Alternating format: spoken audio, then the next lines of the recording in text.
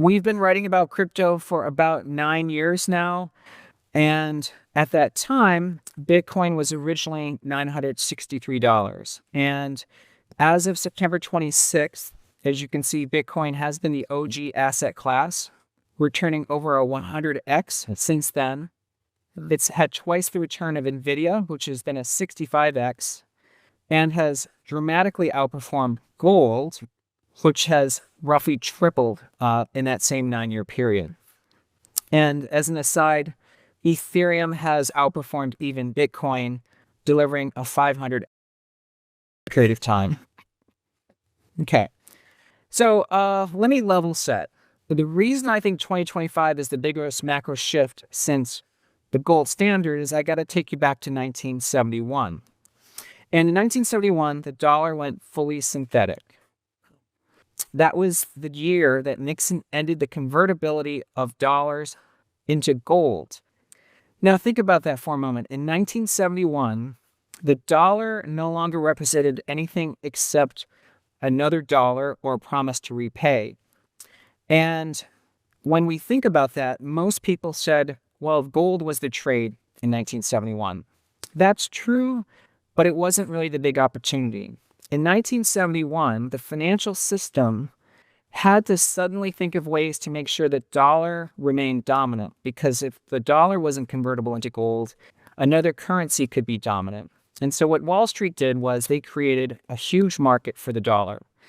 Money market funds, futures, debit cards, mortgage-backed securities, currency swaps, interest rate swaps, index futures, zero-coupon CDOs, etc. That was the innovation that followed 1971. And in fact, 7 of the top 30 largest companies in the world now are financial institutions. Okay, well, another thing is happening today, which is that Wall Street and AI are building on the blockchain. And in the US, the groundwork was laid with the Genius Act, which set the stage for a stablecoin boom. And then the SEC launched Project Crypto, which is moving Wall Street onto the blockchain. And there, of course, are 2 other pieces of legislation underway in Washington. One is the Clarity Act, and the other is the Bitcoin Strategic Reserve Bill. And what that means is that we now have a new moment in 2025, which is we now have more things becoming synthetic. And so that's why Bitcoin, of course, remains the OG in our view, because you now have a digital store of value. But I think you want to think about the other side of that ledger. What is Wall Street going to do? And in our view, Wall Street is going to play a very significant role in creating a market for digital assets. And in our view, the biggest winner here is Ethereum. So let's think about what it means for Bitcoin's upside. If gold today is at 4,000 per ounce, and maybe it'll get to 5,000 per ounce, well, we want to think about what Bitcoin to gold ratio is. What percentage of Bitcoin's network value should mirror that of gold? And if it's only at 10%, then you get a $140,000 value for Bitcoin. I think that number is too low. I think it's going to basically match gold's value or even exceed it. And that's how you get to the $1.4 to $2.2 million of value per Bitcoin. So we're still quite bullish on Bitcoin here at around 110,000. But let's think about this other story arc that's going to develop, which is Wall Street is going to innovate on the blockchain over the next 10 to 15 years. Okay, and part of the story arc is, we've already seen it, is that we're talking about stable coins, which is tokenized dollars. So that's almost like the 1971 moment. But we're talking about tokenized equities, tokenizing credit, real estate, reputation, and eventually intellectual property. All things that are measured in the economy today. And I think there's going to be invisible measures that get monetized on the blockchain. Data collection, royalty payments, loyalty programs, agentic AI, and even important things like proof of human. So a lot will happen on crypto. And we already know Ethereum has experienced this ChatGPT moment because of stablecoins. Here's just a list of different companies and entities that are building stablecoin projects. And you might wonder, why does the US government care about stablecoins? Well, it's the same reason the US cared about the synthetic dollar staying strong. Today, the US dollar is 27% of GDP, but it's 57% of central bank reserves. That 57% shows you that Wall Street's efforts to make the dollar the standard of transactions after 1971 was effective. It's 88% of financial market trades, okay? But it's basically 100% of stablecoin denomination. So by moving to a synthetic dollar tokenized on a blockchain, the dollar could become even more dominant. And collectively, stablecoins are the 12th largest holder of treasuries in the world. By the way, that's at about 280 billion of stablecoin outstanding. Treasury's Secretary Bessent thinks it could be a $4 trillion market, but once stablecoins own more than 1 trillion of treasuries, they will become the single largest holder of treasuries in the world. It's not that far away. And equally important, when companies build on the blockchain, they do essentially re-architect their business. They're able to actually become more efficient. And I think there's a lot of reasons for this. And by the way, as a side note, many of you wonder, how does AI fit into this idea of building on the blockchain?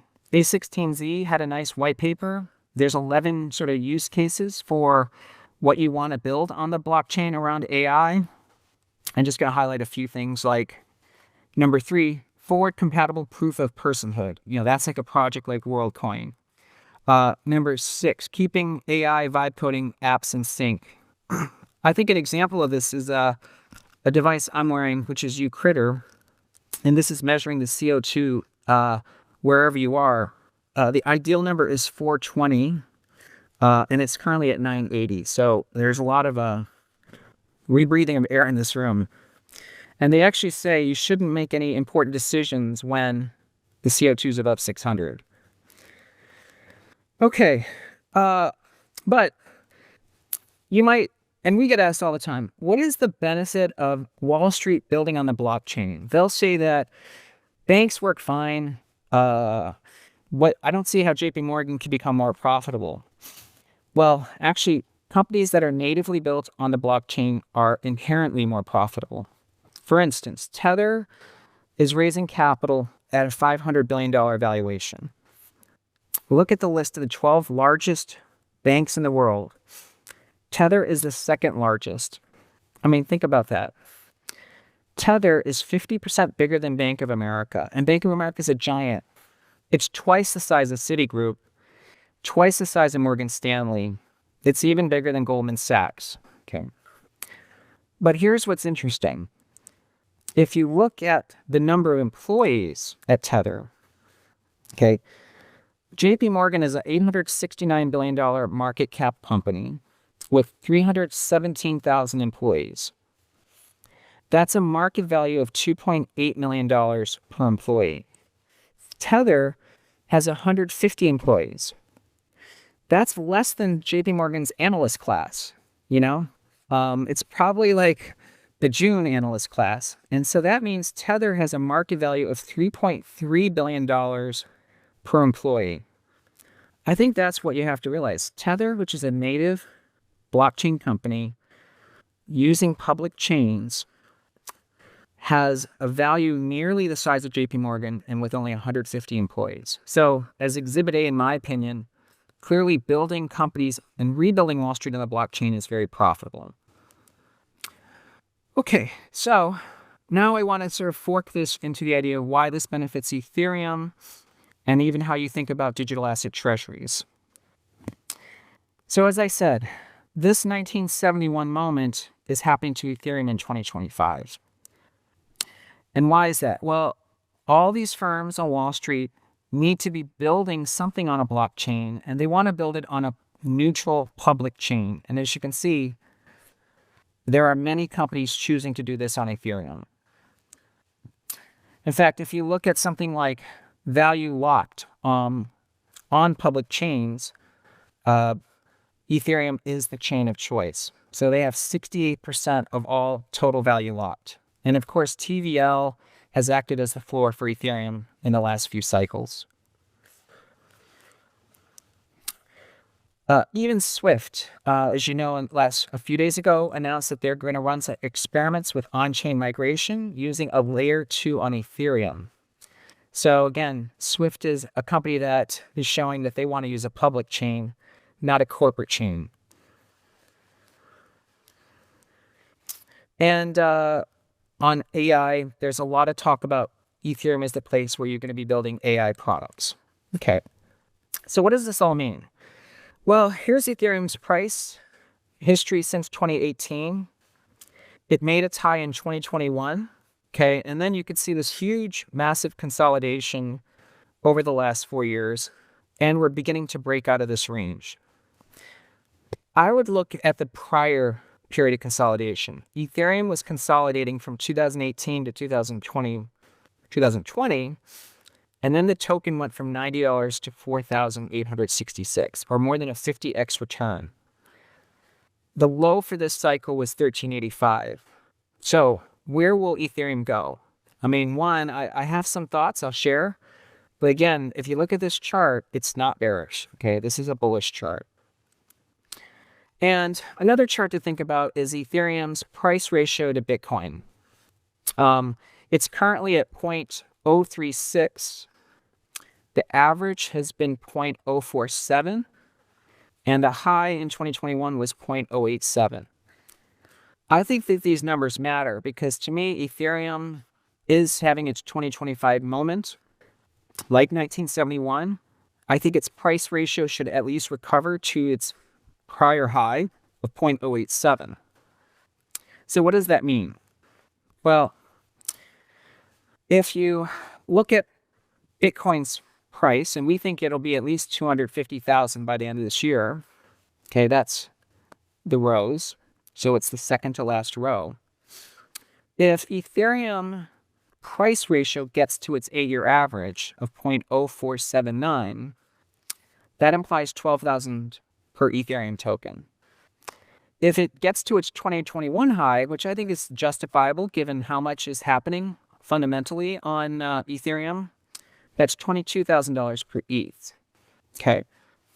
But I don't think that's the ceiling.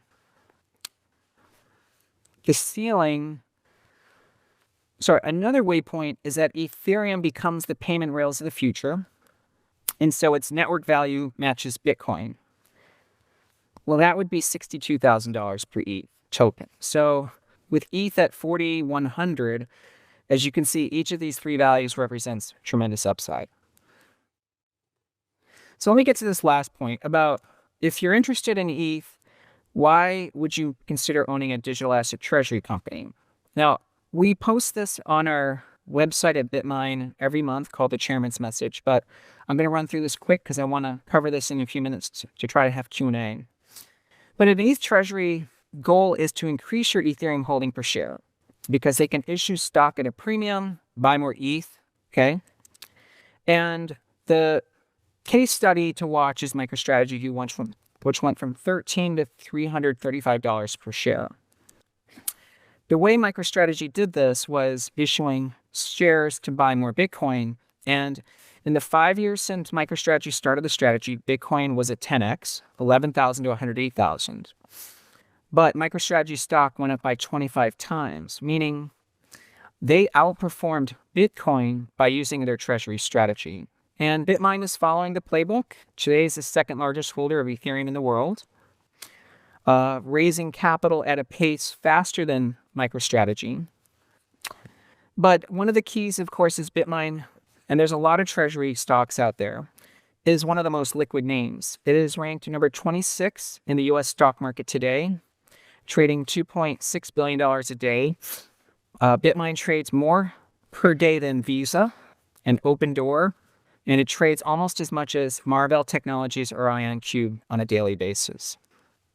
Now, that's been an advantage because you can see when you look at the 200 treasuries out there, BitMine and MicroStrategy represent 84% of all the trading volume. So that's where the institutional flows are going to be going in terms of companies holding the stock.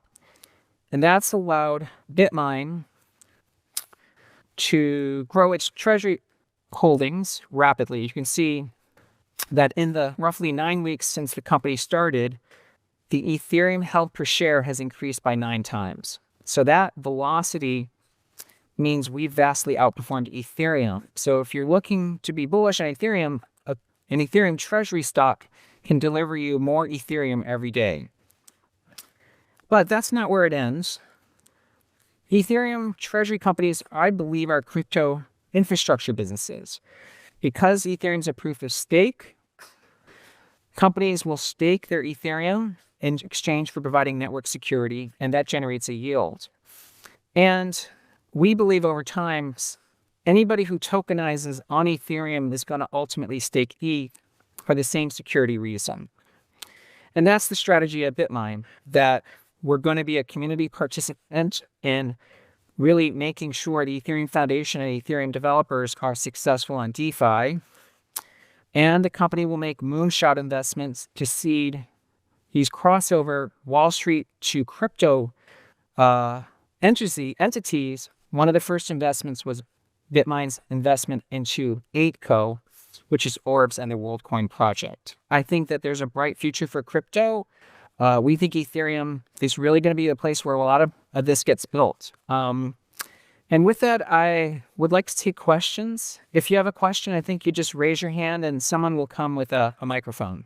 Hi. Just when you say that Ethereum is going to be part of the digital asset strategy for Wall Street going forward, would you say this is very likely the long-term plan, and that there's probably going to be not as much room for Solana or Ethereum or any other chain to catch up because of the decision on Wall Street to go all in on Ethereum? The question is this going to be only one chain that survives? I don't think so.